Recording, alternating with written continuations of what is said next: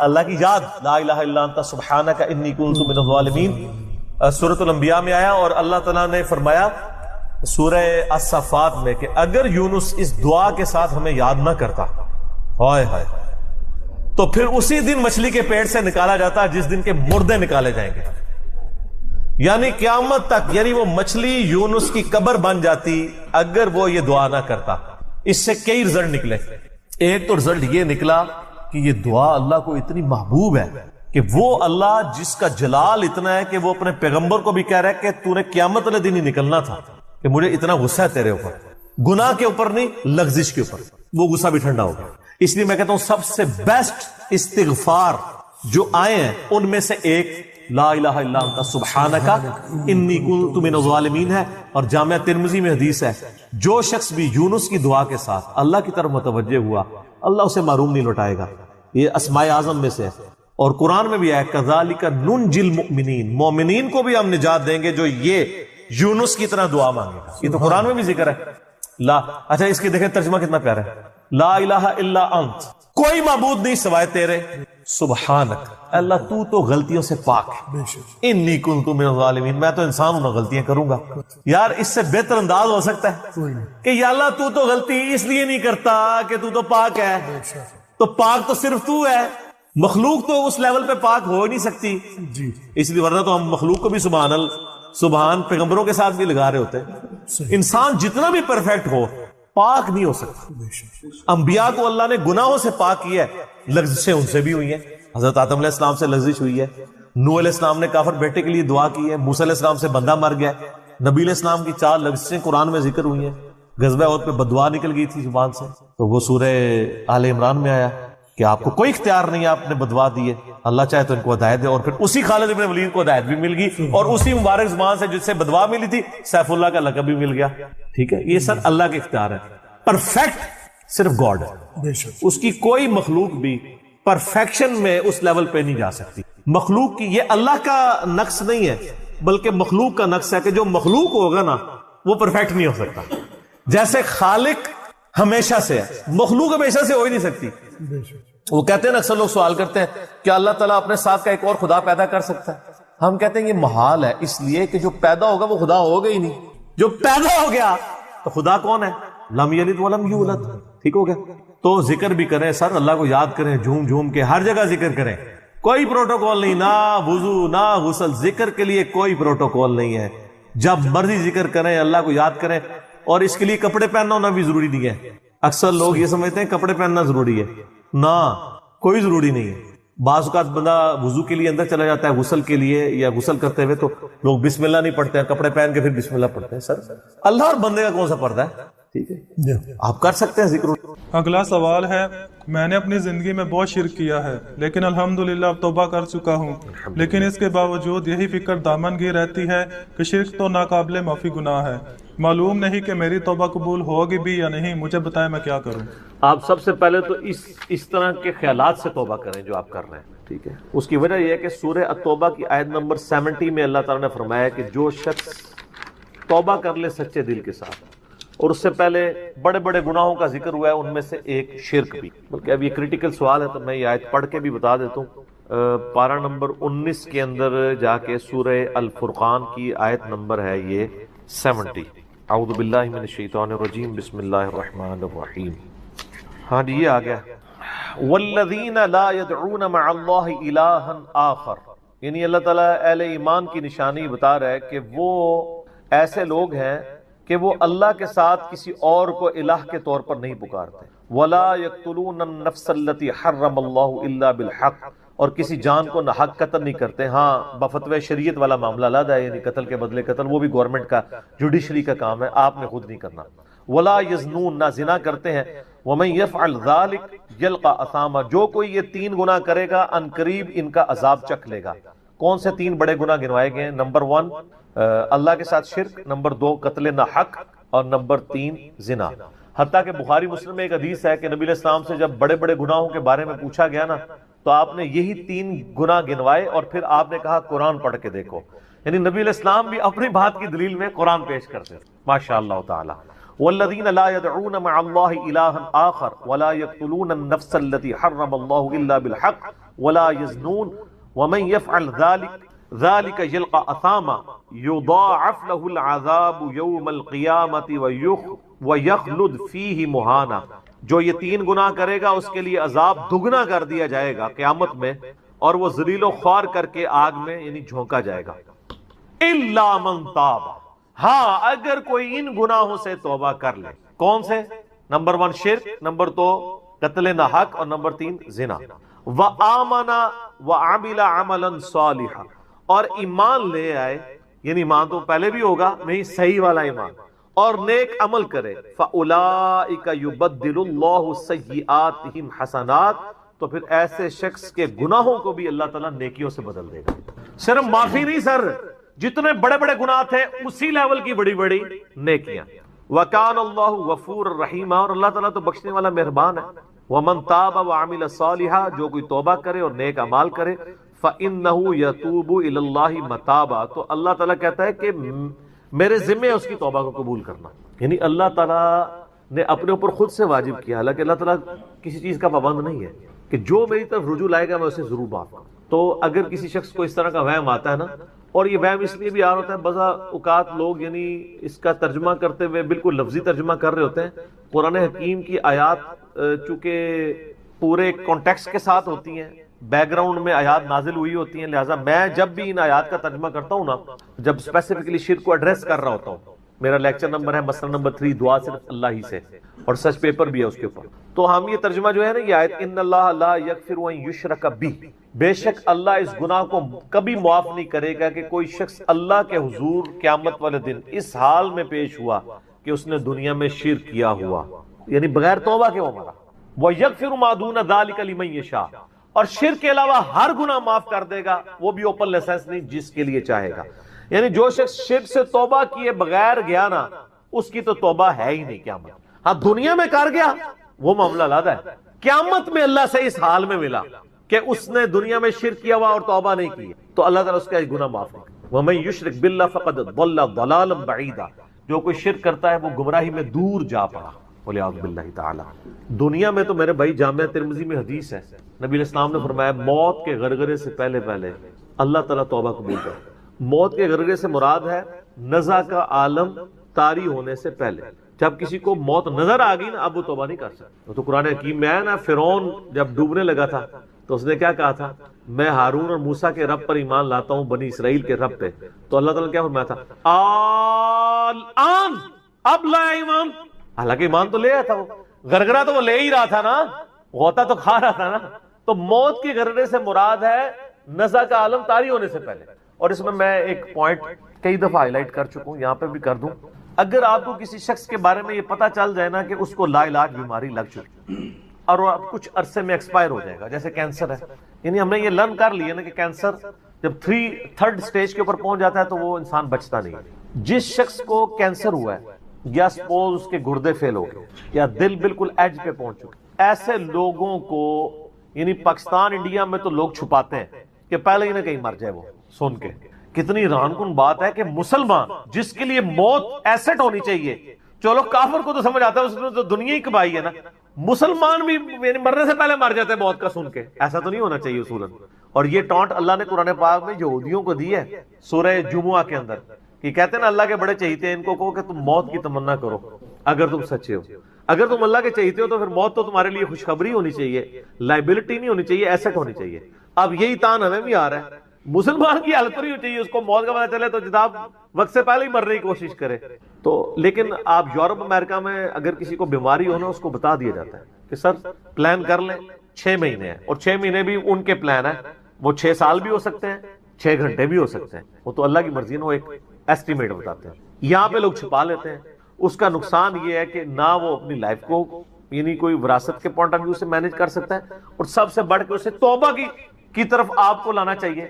میں تو کہتا ہوں جی کسی کو کینسر ہو گیا ہے، ابھی اس میں موت کا غرغرہ نہیں آیا، کوئی کینسر ہوا ہے نا، پتہ نہیں کب مرنا ہے، ٹھیک ہے نا، نزع کا عالم بھی نہیں ہے، اس کو سب سے پہلے بتائیں کہ بھئی تمہیں لا علاج بیماری ہے، تمہاری ڈیتھ کسی بھی وقت ہو سکتی ہے، اللہ کی طرف رجوع لاؤ.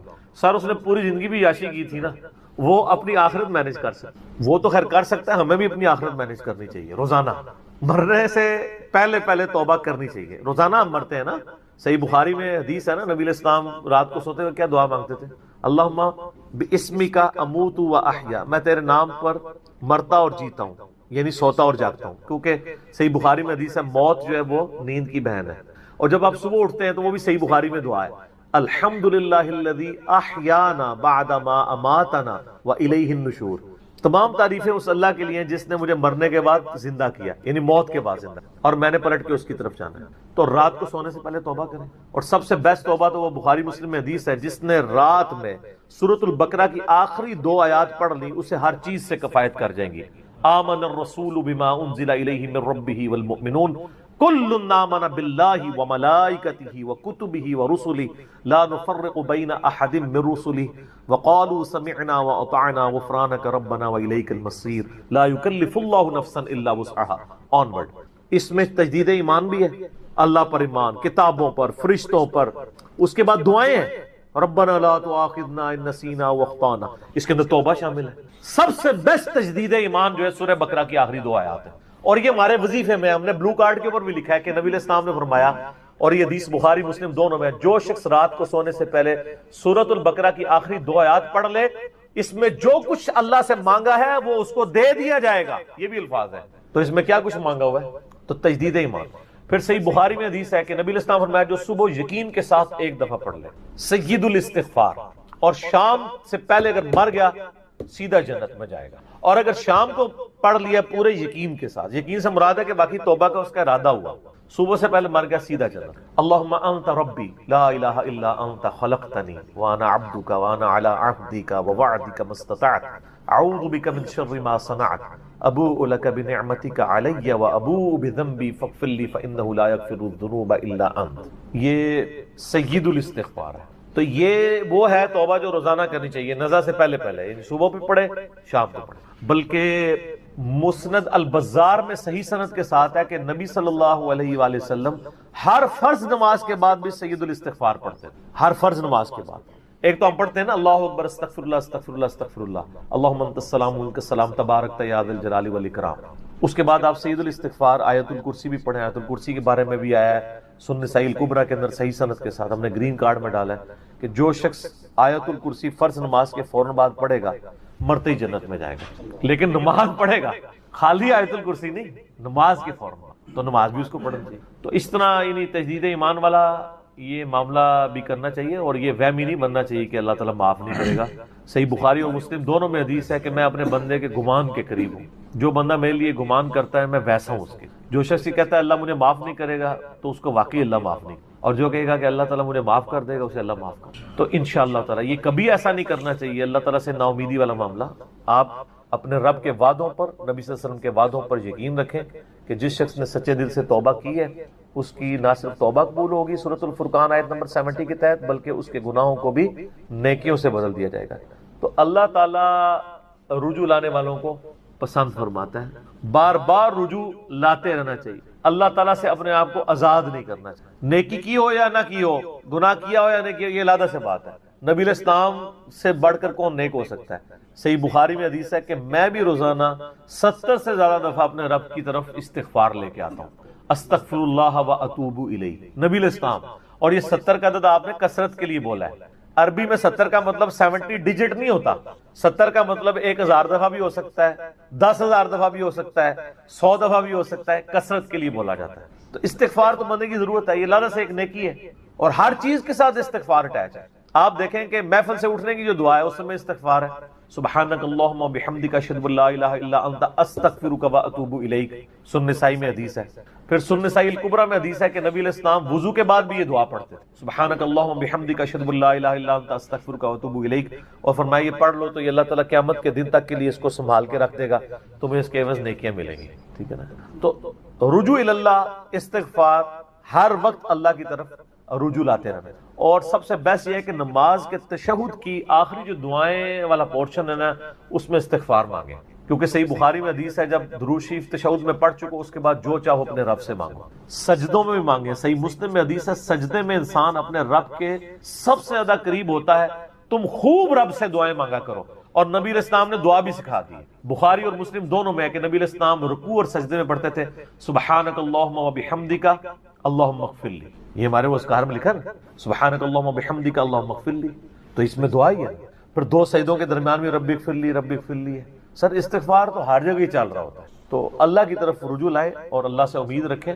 دنیا میں کسی نے توبہ کر لی تو موجہ ہی موجہ، یہ آخرت کے لیے معاملہ ہے. تو شرک، یار آپ نے کیا شرک کیا ہوگا جو صحابہ کرام نے قبول ایمان سے پہلے کیا؟ سر صحیح مسلم میں حدیث ہے 321 نمبر، میں نے کربلا والے ریسرچ پیپر میں ڈالی، بڑی لمبی حدیث ہے. عمر بن عاص رضی اللہ تعالیٰ عنہ کہتے ہیں کہ جب مجھے یہ اندازہ ہوا کہ اب نبی علیہ السلام یعنی غلبہ پائیں گے، یعنی اللہ نے ان کا سینہ اسلام کے لیے کھول دیا، اسلام قبول کرنے کے لیے نبی صلی اللہ علیہ وآلہ وسلم کی خدمت میں حاضر ہوئے. تو خود ہی بتاتے ہیں، اور انہوں نے اپنے نزع کے عالم میں موت کے وقت میں اپنے بیٹے کو، بڑی لمبی بڑی رکت انگیز حدیث ہے، میرا یوٹیوب پہ کلپ بھی ہے، عمر بن عاص کی موت کے وقت اشک بار آنکھوں سے سننے والی. تو خیر اس میں یہ بھی الفاظ ہیں، کہتے ہیں جب میں نبی صلی اللہ علیہ وسلم کے پاس ایمان لانے کے لیے گیا نا، تو نبی علیہ السلام نے اپنا دایاں ہاتھ آگے بڑھایا بیعت کرنے. تو کہتے ہیں میں نے دایاں ہاتھ بڑھایا لیکن حضور کے ہاتھوں میں ہاتھ دینے سے پہلے ہی میں نے کہا یا رسول اللہ پہلے مجھے گارنٹی دیں کہ میں نے جو کچھ اسلام کے خلاف سازشیں کی ہیں پچھلے 19 سال میں، اسلام کے آنے کے بعد 19 سال تک اسلام کے خلاف یہ اور خالد ابن ولید یہ دونوں کٹھے مسلمان ہوئے تھے ایک ہی دن ایک ہی وقت میں 19 سال. پھر اسلام کی حالت میں انہیں 19 سال نہیں ملے ہیں حضرت خالد ابن ولید، کفر میں ملے ہیں، اسلام میں تھوڑا وقت ملا. تو حضرت عمر بن عاص کہتے ہیں میں نے ہاتھ کھینچ لیا، میں نے کہا یا رسول اللہ پہلے گارنٹی دے میرے سارے گناہ معاف ہوں. تو آپ صلی اللہ علیہ وسلم نے فرمایا کہ اے عمر کیا تجھے نہیں پتا کہ اسلام پچھلے کے سارے گناہوں کو معاف کر دیتا ہے، اور اللہ کی راہ میں ہجرت پچھلے کے سارے گناہوں کو معاف کر دیتی ہے، اور حج مبرور پچھلے کے سارے گناہوں کو معاف کر. تو یہ اسلام لے کر آنا کتنی بڑی دولت ہے. تو یہ تجدید ایمان کرنا، کلمہ پڑھ کے یہ اپنا تجدید ایمان والا معاملہ بھی کرتے رہنا چاہیے، یہ بھی ایک توبہ کا ذریعہ ہے. اللہ سے امید رکھیں. اللہ کو اصل میں باغی پسند نہیں ہے، جو گناہ کر کے توبہ کر لیتے ہیں نا وہ اللہ کو بڑے پسند ہیں. اتنے پسند ہیں کہ ایک بڑی عجیب و غریب روایت ہے صحیح بخاری اور مسلم میں، صحیح مسلم میں زیادہ ڈیٹیل ہے کہ نبی علیہ السلام فرماتے ہیں اگر تم گناہ کرنا چھوڑ دو گے تو اللہ تعالیٰ تمہیں ختم کر دے گا، اور ایسی مخلوق لے کے آئے گا کہ جو گناہ کرتی ہو اور اللہ ان کو معاف کر کے خوشی محسوس کرے. اچھا اس کو بعض لوگوں نے دوسری طرف لے لیا، ان کا جی اللہ تعالیٰ گناہوں سے بڑا خوش ہوتا ہے. نہیں نا، اصل میں یہ بتانا چاہ رہے تھے نبی صلی اللہ علیہ وآلہ وسلم کہ انسان کے اندر بلٹ ان فالٹ رکھا گیا ہے کہ وہ غلطی کرے گا. اصل مسئلہ یہ ہے کہ وہ آدمی بنے. آدم نے اپنی غلطی کو جسٹیفائی کیا نہیں، جب غلطی کی تو کیا کہا ربنا ظلمنا انفسنا وان لم تغفر لنا وترحمنا لنکونن من الخاسرین. معاف کر دیا اللہ نے. شیطان نے اپنی غلطی کی جسٹیفیکیشن دینا شروع کر دی، میں ایسے بہتر ہوں، تو نے اس کو مٹی سے بنایا، مجھے آگ سے بنایا ہے، میں اس کو کیسے سجدہ کروں. جو اپنی غلطی کی جسٹیفیکیشن دے وہ شیطان ہوتا ہے، اور جو اپنی غلطی کی جسٹیفیکیشن دیے بغیر سیدھی معافی مانگ لے وہ آدمی ہوتا ہے. ہم کہتے ہیں نا آدمی، آدم کے ساتھ اس کی مضبوط ہو جاتی ہے. تو رجوع اللہ، تو وہ نبی علیہ السلام یہ بتانا چاہ رہے تھے کہ ایسی مخلوق جو گناہ نہ کرے وہ تو آلریڈی اللہ کے پاس موجود ہے. فرشتے، اللہ نے انسان اور جن کو ایسی مخلوق بنایا ہے جو اپنی ول سے اپنے رب کو چوائس کرے. فَأَلْهَمَهَا فُجُورَهَا وَتَقْوَاهَا، ان میں یعنی برائی کا مادہ بھی رکھ دیا، اچھائی کا بھی. وہ خود اپنی عقل ایز اے انسٹرومنٹ یوز کر کے یہ اللہ تعالیٰ کو خود سے وہ چوز کرے. ایسی مخلوق اللہ کو چاہیے تھی. سر یہی وہ چیز ہے جیسے انسان فرشتوں سے افضل ہو جاتا ہے. اور میں اکثر کہا کرتا ہوں کہ یہ وہ دولت ہے جو جبرائیل کے پاس بھی نہیں ہے. سر جبرائیل مجھ سے اگر میرا ایمان ایکسچینج کرنا چاہے نا میں نہیں کرتا. جبرائیل نے خدا کو مانا ہے خدا کی مرضی سے، اور میں نے خدا کو مانا ہے اپنی مرضی سے. اس کا کوئی ایکویلنٹ نہیں. اسی لیے انسان اشرف المخلوق ہے. اسی لیے انسان کو اللہ نے اتنا درجہ ہے فرشتے سے بہتر انسان بننا، مگر اس میں لگتی ہے محنت. انسان بنے، آدمی بنے. یہ نہ ہو کہ اولئک کالانعام بل هم اضل، جو سورۃ الاعراف میں ہے کہ وَلَقَدْ ذَرَأْنَا لِجَهَنَّمَ كَثِيرًا مِنَ الْجِنِّ وَالْإِنسِ، جنوں اور انسانوں کی اکثریت دوزخ کے لیے ہی پیدا ہوئے ہیں. یہ اللہ نے ایکسپرٹ اوپینین دیا، یہ نہیں ہے کہ میں نے دوزخ کے لیے ان کو بنایا. ساتھ یہ ہے کہ ہم نے ان کو کام دیے تھے، یہ سنتے نہیں، سننے کا سا نہیں سنتے. آنکھیں دی تھی دیکھتے نہیں، دیکھنے کا سا دیکھتے نہیں، یعنی عبرت والا. اور عقل دی تھی، دل دیے تھے. آپ عقل کر لیں ترجمہ، دل کر لیں، وہ سوچتے نہیں ہیں. اولئک کالانعام بل هم اضل، یہ تو چوپایوں کے مانند ہے بلکہ ان سے بھی بدتر ہیں، جو آنکھ کان اور عقل کو یوز کر کر حق بات تک نہیں پہنچتے. ولا تقف ما ليس لك به علم، 10 کمانڈمنٹس میں سے 9 کمانڈ کیا ہے؟ سورہ بنی اسرائیل آیت نمبر 36. انسان کسی چیز کی پیروی اس وقت تک مت کرنا جب تک تجھے اس کے بارے میں ڈیفینیٹ علم حاصل نہ ہو جائے.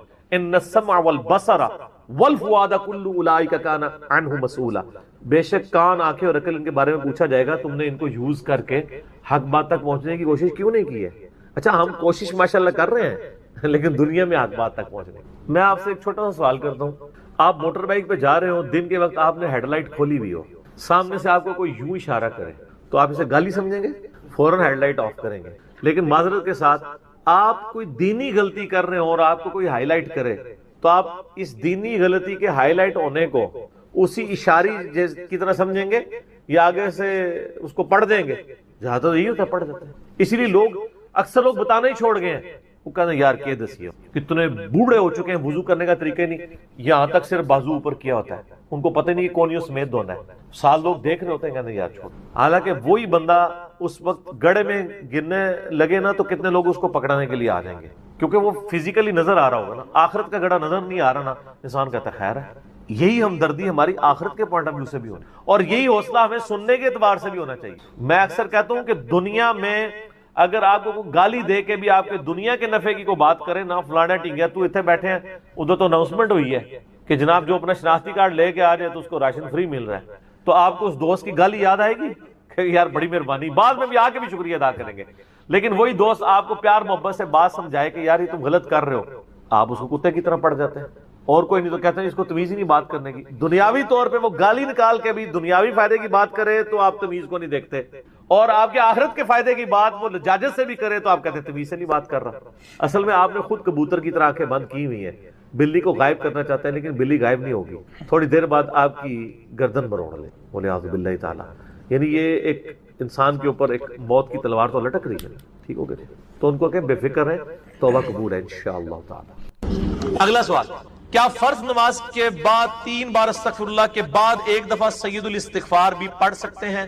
یہ بدعت تو شمار نہیں ہوگا؟ نہیں، کوئی بدعت نہیں ہوگا۔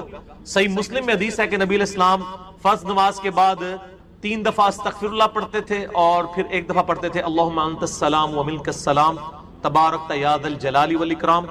اور بخاری اور مسلم دونوں میں ہے کہ فرض نماز کا مکمل ہونا نبی علیہ السلام کی ہم تکبیر کی آواز سے پہچانتے تھے، یعنی بلند آواز سے آپ اللہ اکبر کہتے تھے۔ پہلے ایک دفعہ اللہ اکبر بلند آواز سے کہنا ہے، پھر 3 دفعہ آہستہ آواز میں استغفر اللہ۔ یہ ہمارے اہل حدیث بھائی جو ہیں اس سنت پہ عمل کر رہے ہیں، لیکن وہ استغفر اللہ بھی اونچا بولتے ہیں۔ استغفر اللہ اونچا بولنا خلاف سنت ہے، صرف اللہ اکبر بلند آواز سے۔ اور دوسری طرف علماء عرب ہیں، انہوں نے اپنے اذکار کارڈ میں سے اللہ اکبر نکال ہی دیا ہوا ہے، وہ صرف استغفر اللہ پڑھتے ہیں۔ اور جب ان سے پوچھیں کہ یار اللہ اکبر نہیں پڑھتے، وہ کہتے ہیں نہیں، یہ جو بخاری مسلم میں ہے نا کہ نبی علیہ السلام بلند آواز سے تکبیر پڑھتے تھے، تو تکبیر سے مراد استغفر اللہ ہے۔ دیکھیں آپ بندہ کو ضد میں، استغفر اللہ کس عربی ڈکشنری میں تکبیر ہے؟ اگر آپ نہیں مانتے تو ہم آپ کو علم الکلام اور فقہ والا جواب دیتے ہیں۔ بخاری مسلم میں حدیث ہے، حضرت ابو ہریرہ کہتے ہیں کہ نبی علیہ السلام جب نماز شروع کرتے تو تکبیر کہتے، جب رکوع میں جاتے تو تکبیر کہتے، جب رکوع سے سر اٹھاتے تو سمیع اللہ لمن حمیدہ ربنا ولک الحمد کہتے، جب سجدے میں جاتے تو تکبیر کہتے، جب سجدے سے سر اٹھاتے تو تکبیر کہتے۔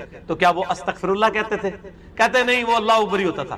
تو بخاری مسلم میں جو ہے کہ نماز کا ختم ہونا میں تکبیر کی آواز سے پہچانتا تھا، تو وہ بھی پھر استغفر اللہ نہیں، تکبیر ہی ہے۔ یہ میں نے فقی علماء عرب کو بھی دی تھی، اور وہ بڑے ضد میں ہیں۔ وہ کسی کارڈ کے اوپر ان سے جو عربی کارڈ بھی چھپ کے آتے ہیں نا، آپ لوگ دیکھیں نا، وہ اللہ اکبر نہیں لکھا ہوتا۔ یہ تو شکر ہے دارالاسلام والوں نے، چونکہ انٹرنیشنلی سب سے بڑا ادارہ ہے اہل حدیث کا، انہوں نے جو اذکار والے چھاپے اس میں اللہ اکبر چھاپا ہے، تو یہ عام ہوا ہے، ورنہ پاکستان کے اہل حدیث بھی اس کے اندر مبتلا ہو گئے تھے۔ اب ایون یہاں جو عرب ملکوں سے اہل حدیث آتے ہیں نا، وہ اللہ اکبر نہیں اونچا کہتے ہیں، وہاں پہ ٹرینڈ نہیں ہے، وہ سنت ہی کھا گئے ہوں۔ دیکھو ایک سوال میں کتنے جواب دیتے ہیں۔ تو استغفر اللہ کے بعد آپ سید الاستغفار پڑھ سکتے ہیں۔ بخاری میں حدیث ہے، جو بندہ سید الاستغفار صبح کے وقت ایک دفعہ پڑھ لے پورے یقین کے ساتھ، یہ انٹرنیشنل نمبر کے مطابق ہے 6306، ٹھیک ہے جی، ابھی تو میں جوان ہوں۔ اللہم انت ربی لا الہ الا انت خلقتنی وانا عبدک وانا علی عہدک ووعدک ما استطعت اعوذ بک من شر ما صنعت ابوء لک بنعمتک علی وابوء بذنبی فاغفر لی فانہ لا یغفر الذنوب الا انت۔ جو صبح کے وقت پورے یقین سے پڑھ لے، شام سے پہلے مر گیا تو جنتی، اور جو شام کو پڑھ لے صبح سے پہلے پڑھ گیا تو جنتی۔ یہ صبح شام کے اذکار بلو کارڈ میں ہمارا یہ ذکر موجود ہے۔ آپ یہ سید الاستغفار فرض نماز کے بعد پڑھ سکتے ہیں، بلکہ سنت بھی ہے۔ گرین کارڈ میں ہم نے نہیں ڈالا ہوا، جگہ نہیں تھی، مسند البزار میں صحیح سند کے ساتھ یہ حدیث موجود ہے کہ نبی علیہ السلام فرض نماز کے بعد بھی ایک دفعہ سید الاستغفار پڑھتے تھے. تو نہ صرف یہ جائز ہے بلکہ سنت ہے. اور میں الحمدللہ فرض نماز کے بعد جو آیت الکرسی کا وظیفہ ہے، باقی اذکار ہیں، تو میں سید الاستغفار ہر فرض نماز کے بعد پڑھتا ہوں، کیونکہ نبی علیہ السلام کی سنت تھی سید الاستغفار بھی، اور 3 دفعہ استغفر اللہ لادہ سے، اور اللہم انت السلام منک السلام، اور باقی اذکار. اور یہ تو میں صرف سمجھانے کے لیے کہہ رہا ہوں، یہ تو آپ گن بھی نہیں سکتے. قرآن پاک میں اللہ تعالیٰ نے فرمایا نا کہ اللہ کی نعمتیں اتنی زیادہ ہیں کہ تم انہیں شمار کرنا چاہو تو شمار بھی نہیں کر سکتے. تو وہاں سے اللہ تمہیں رزق دے گا، تمہیں گمان بھی نہیں ہوگا. اب رزق کے لیے ضروری نہیں ہے کہ آپ کے پاس مال و دولت اور آپ کے ایسٹس بڑھ جائیں. یہ بھی اللہ تعالیٰ کا بہت بڑا رزق ہے کہ آپ کے پاس جو تھوڑے بہت ایسٹس ہیں وہ سلامت ہیں. کسی ایک میڈیکل کیس کسی گھر کے اندر 1 کروڑ پڑتی بندے کو بھی لا کے زیرو پہ کھڑا کر سکتے. آپ کی زندگی میں کئی ایسے کیسز ہوئے ہوں گے جدادیں تک بک جاتی ہیں. اور مجھے واصف علی واصف صاحب کی بات یاد آ گئی. وہ کہتے ہیں میں وہ مسجد میں بیٹھا ہوا تھا تو ایک بندے کو میں نے دیکھا کہ وہ دعا مانگ رہا ہے کہ یا اللہ 25 سال پہلے جو میں نے دعا تجھ سے کی تھی وہ واپس لے لے، بس یہ دعا کر رہا ہے. کہتے ہیں وہ فارغ ہوا تو میں نے اسے پوچھا کیا ہوا؟ اس نے کہا جی 25 سال پہلے میں نے اللہ سے رو رو کے ایک بیٹا مانگا تھا، میری بیٹی ہی تھی صرف، اور وہ بیٹا میرے گاٹے فٹ ہو گیا، یعنی وہ نشے میں مبتلا ہو گیا، سارا گھر کا مال اس نے بیچ دیا، مجھے کنگال کر دیا. تو میں اللہ سے کہہ رہا ہوں یا اللہ یہ اولاد واپس ہی لے لے. تو یہ بھی تو ہو سکتا ہے. سورہ توبہ میں آتا ہے، اللہ تعالیٰ آتا ہے اپنے جو فاسق و فاجر لوگوں کے بارے میں کہ اللہ تعالیٰ چاہتا ہے کہ ان کی اولاد کو ہی ان کے لیے عذاب بنا دے، اولاد بھی عذاب بن سکتی. اس لیے میں دعا کیا سکھائی گئی ہے، ربنا ھب لنا من ازواجنا وذریاتنا قرۃ اعین واجعلنا للمتقین اماما. اے اللہ ہماری بیویوں اور ہماری اولاد میں آنکھوں کی ٹھنڈک بنا اور ہمیں پرہیزگاروں کا امام بنا، ہماری آنے والی نسلیں پرہیزگار ہوں، ورنہ یہ تو مصیبت بھی گلے پڑ سکتی. تو ایک میڈیکل کیس آپ کو کہاں سے کہاں لے کے جا سکتے، ایک بچے کا نافرمان ہونا آپ کو کہاں سے کہاں لے کے جا سکتے. اور اس سے بڑی ناکامی تو آخرت کی ناکامی ہے. ایسا بچہ بھی ہو سکتا ہے کہ جو آپ کی دنیا تو برباد نہ کرے لیکن آخرت برباد کر دے، اس کی وجہ سے آپ گناہوں میں مبتلا ہو جائے. تو یہ بھی رزق کی ایک فارم ہے. رزق صرف یہ نہیں ہے کہ آپ کے لیے مال پانی کھل جائے، بلکہ مال سبسسٹنس لیول پہ بھی موجود ہے، لیکن آپ کو کوئی ایسی تکلیف نہیں آ رہی کہ جس کی وجہ سے آپ کا مال نہیں نکل رہا. ورنہ ایک بندہ 10 لاکھ روپے مہینے کا کماتا ہے اور 9 لاکھ روپے اس کا نکل جاتا ہے، کیا فرق پڑا اس کو؟ اس نے کون سا ایسٹ بنا لیا؟ اور جو اذیت گزار رہا ہے وہ لادہ سے، اس کو تو کوئی سوچ بھی نہیں سکتا، جو ذہنی ٹینشن ہے. صحیح بخاری مسلم میں حدیث ہے، نبی علیہ السلام فرمایا ہمیشہ اپنے سے نچلے لوگوں کو دیکھو تو تمہیں یوں اللہ تعالیٰ کی نعمتوں پر صبر نصیب ہوگا اور قناعت نصیب، اوپر نہ دیکھو. اور پھر بخاری مسلم میں یہ حدیث ہے کہ ابن آدم کے پاس اگر سونے کی 2 وادیاں ہوں تو وہ خواہش کرے گا تیسری وادی بھی مجھے مل جائے، اس کا پیٹ صرف قبر کی مٹی بھر. والعیاذ باللہ تعالی. بخاری مسلم دونوں میں حدیث ہے کہ انسان کہتا ہے میرا مال میرا مال میرا مال. نبی علیہ السلام فرمایا تیرا مال تو وہ ہے جو تو نے کھا پی لیا یا پہن کر بوسیدہ کر دیا یا اللہ کی راہ میں خرچ کر کے آخرت کے لیے محفوظ کر لیا. باقی جتنا مال ہے وہ تو تیرے ورثہ کا مال ہے، تو کہتا ہے میرا مال ہے. پھر بخاری مسلم دونوں میں حدیث ہے کہ نبی علیہ السلام نے فرمایا کہ انسان کے 3 دوست ہیں، ایک دوست ہی اس کی قبر تک ساتھ جاتا ہے، وہ اس کے اعمال ہیں. باقی جو 2 دوست ہیں وہ باہر ہی رہ جاتے ہیں، اس کے رشتہ دار اور مال. اب مال ساتھ جاتے ہیں.